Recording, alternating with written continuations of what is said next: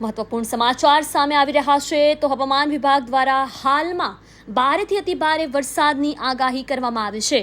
ચોમાસામાં વરસાદ પડે એ સ્વાભાવિક વસ્તુ છે, પરંતુ થોડાક જ વરસાદમાં ઠેર ઠેર પાણી ભરાઈ જાય એને તંત્રની નિષ્ફળતા નહીં તો બીજું શું ગણી શકાય। માંડ 15 થી 20 મિનિટ વરસાદ પડે ત્યાં તો રસ્તાઓ પાણીથી તરબોળ થઈ જાય છે।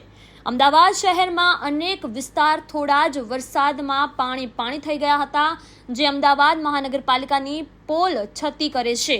રબારી સમાજના આગેવાન રમેશભાઈ દીગડીએ અમદાવાદના મુખ્ય વિસ્તારોના વિડીયો બનાવી સરકારના બહેરા કાન સુધી પોતાનો અને લોકોનો અવાજ પહોંચે તેવા પ્રયાસો કર્યા હતા। ત્યારે સરકાર અને સત્તાધીશોને કદાચ લોકોની પરવા જ નથી તેવું દેખાઈ રહ્યું છે, કારણ કે જો પરવા હોય તો ચોમાસા પહેલાનું આયોજન સુચારુ રીતે કર્યું હતું, પરંતુ પ્રતિ વર્ષે થોડાક જ વરસાદમાં લોકોએ નુકસાનની વેઠવી પડે છે।